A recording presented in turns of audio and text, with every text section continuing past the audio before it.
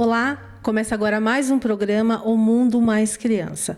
Hoje, na nossa pauta, vamos falar sobre doenças respiratórias das crianças. E para sabermos mais, eu converso agora com a doutora Juliana Miguita, ela que é pneumologista pediatra. Tudo bem, doutora? Tudo bem, muito obrigada pelo convite, é um prazer estar aqui com vocês. Nós que agradecemos, doutora. Doutora, hoje vamos falar de um assunto muito especial, que é sobre a saúde e respiração das crianças. E nós temos aqui, doutora, perguntas que, é claro, são de mães muito preocupadas, doutora. E a primeira pergunta que nós temos, eu achei bem interessante, doutora, que é: o que é asma e o que é a bronquite, doutora? São as mesmas coisas? Como é que funciona? Eu vou explicar de uma forma bem simples, na verdade, nem um pouco técnica, tá? A bronquite, ela é uma inflamação das vias aéreas e que ela pode ser de várias origens. Ela pode ser viral, que vai lá o vírus e inflama a via aérea. Ela pode ser porque a pessoa ela fica respirando aquela toxina que trabalha na mineração, por exemplo, e fica respirando aquela toxina e inflama a via aérea. Ou tem aquela criança que tem aquele quadro de refluxo e que também inflama a via aérea. Todos esses quadros, eles fazem uma inflamação. Então, ela faz a bronquite. Como, por exemplo, eu vou exemplificar em outras doenças que a gente tem, que são inflamações do nosso corpo. Por exemplo, a artrite. Tudo que é it é inflamação. A artrite, inflamação das articulações. Sinusite, inflamação dos seios da face. Então, a bronquite, ela é mais essa inflamação. A asma, o que ela é? Ela é também uma inflamação do pulmão, mas ela tem um componente alérgico junto. E esse componente alérgico, ele faz também um broncoespasmo, que é o quê? O fechamento das vias aéreas. Então, eles são mais ou menos a mesma coisa, mas a asma ele tem esse fundo alérgico junto. E que a gente só consegue fazer o diagnóstico em torno dos 6, 7 anos de idade.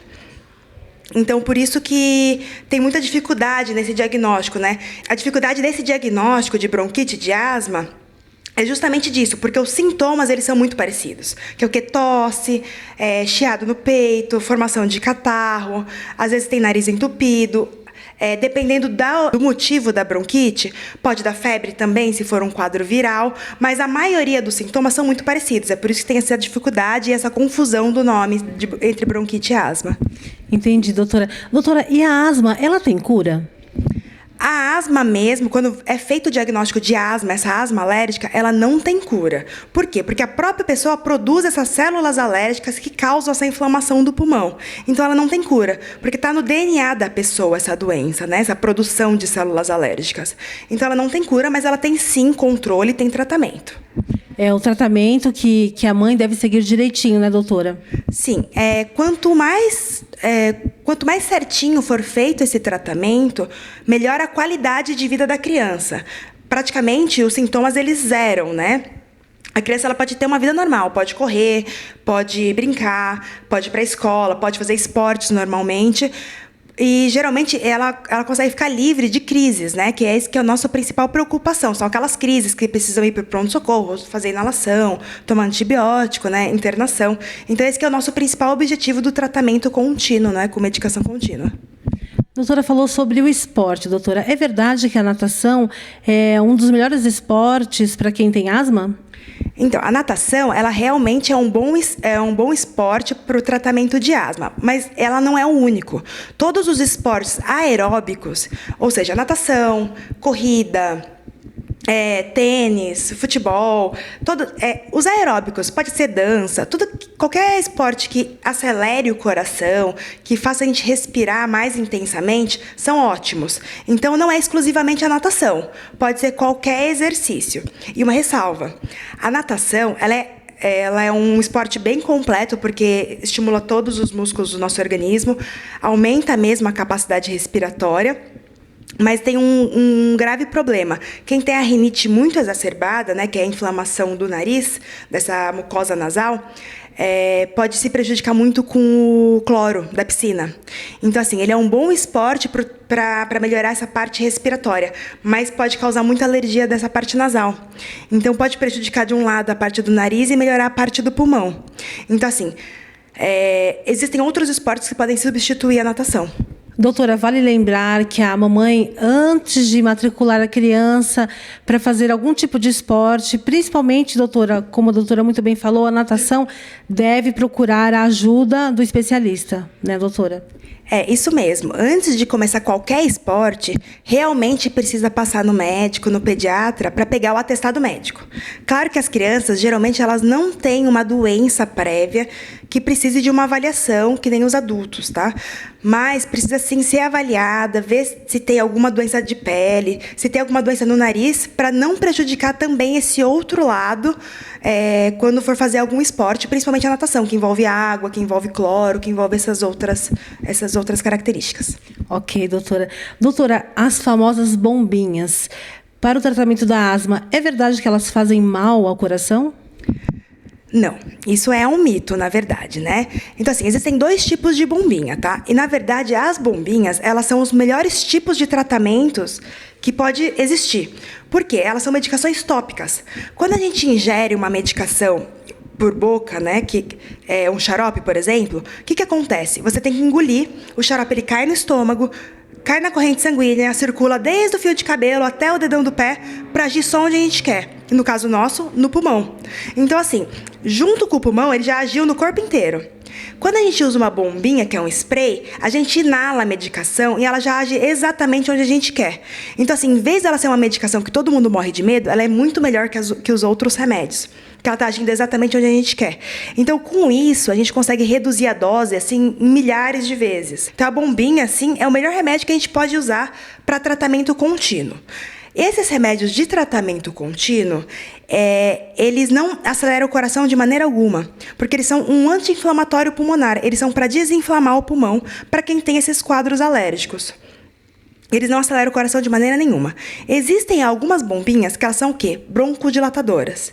Essas bombinhas, elas podem sim acelerar um pouco o coração, mas usando numa dose adequada, usando pela prescrição do médico, não tem problema nenhum, porque ela é pelo peso da criança, pelo peso da pessoa.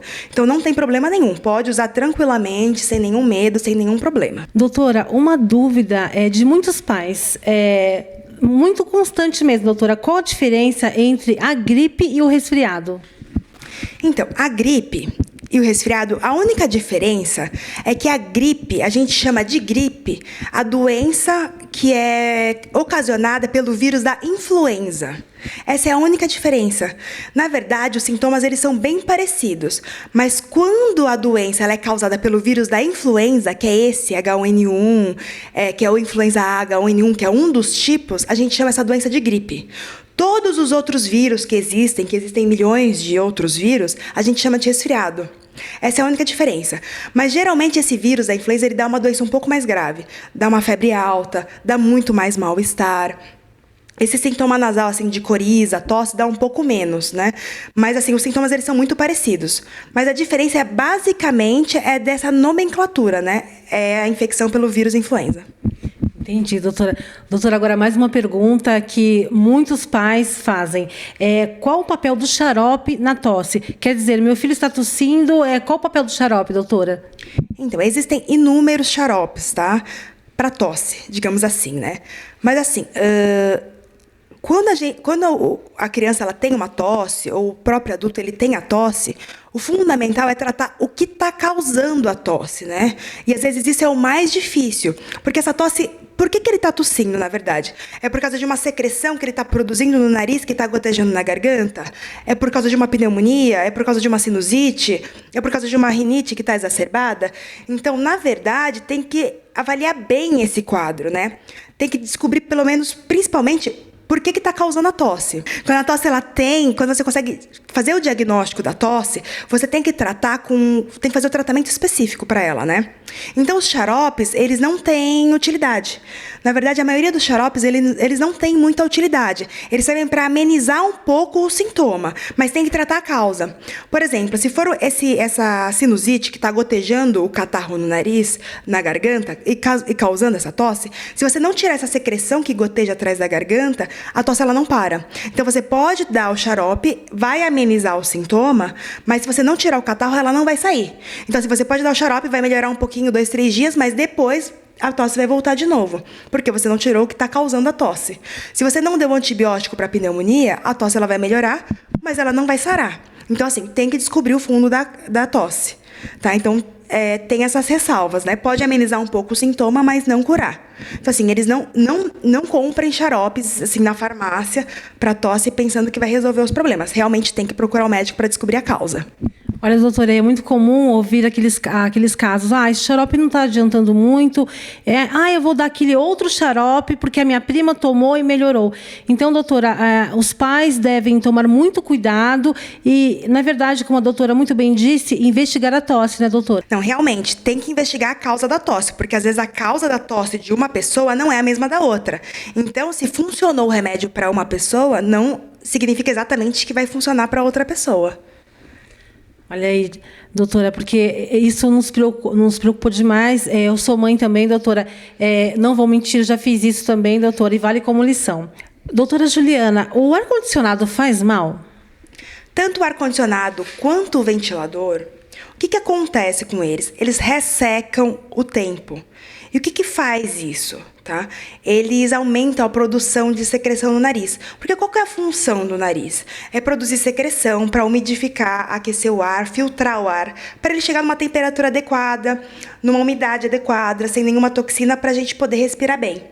Quando a gente usa o ar-condicionado, quando a gente usa o ventilador, o ar ele fica mais ressecado. E com isso a gente tem que produzir mais secreção. E com isso a criança ela acaba tendo alguns sintomas. Por exemplo, a tosse. Por quê? Porque aumenta a produção da secreção e tem esse gotejamento na garganta. E acaba confundindo. Foi o ar-condicionado que causou a tosse na minha criança. Na verdade, o ar que acabou aumentando a produção da secreção que acabou causando a tosse. Mas assim, se tiver uma boa higiene ambiental, se lavar bastante o nariz com soro, se conseguir umidificar o ar, não é proibido usar ventilador, não é proibido usar ar-condicionado. É claro que tem algumas pessoas que têm uma rinite um pouco mais exacerbada ou que é um pouco mais sensível ao ar-condicionado, que não toleram muito bem esse ressecamento do ar, né?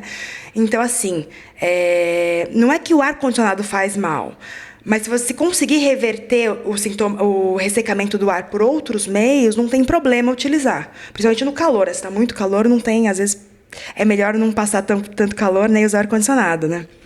Doutora, agora uma pergunta particular. A criança, doutora, que é acostumada a tomar água gelada, e agora na época do frio, doutora, a criança que é acostumada, podemos dizer assim, ela é acostumada, ela pode tomar água gelada, ou isso vai fazer algum mal para ela, para a garganta, doutora? Na verdade, esse assunto da água gelada, chupar sorvete, tomar água gelada, entra no mesmo assunto do ar-condicionado. Isso é meio individual de cada criança. Tem criança que toma gelado, toma sorvete, na hora tranca o nariz e começa a ter tosse. Por quê? Por esse mesmo mecanismo. Aumenta um pouco a produção de secreção, começa a ter dor de garganta, inflama a garganta, por esse aumento da produção de secreção. Então, assim, mas isso é muito individual, é de pessoa para pessoa. Tem gente que só bate um ventinho, o nariz tranca, a garganta inflama, mas isso é muito individual. Então, assim, se você já notou que o seu filho tem esse tipo de sintoma, é melhor evitar um pouco. Mas não é proibido, né? Se está verão, se está calor, tem mecanismos para reverter isso. Por exemplo, toma gelado, toma sorvete, toma um copo de água sem gelo depois, né? Tenta deixar num ambiente um pouco mais úmido. Desse jeito você consegue reverter um pouco essa situação. Mas é muito individual, então assim, é de criança para criança, não dá para generalizar. Entendi, doutora. Doutora, muito obrigada pela sua participação. Eu tenho certeza que os pais aí atentos agora, doutora, vão tomar mais cuidados também. Obrigada, doutora. Eu que agradeço. Muito obrigada. Eu fico por aqui. Até o nosso próximo encontro. O Mundo Mais Criança. A informação com responsabilidade, aqui você acha.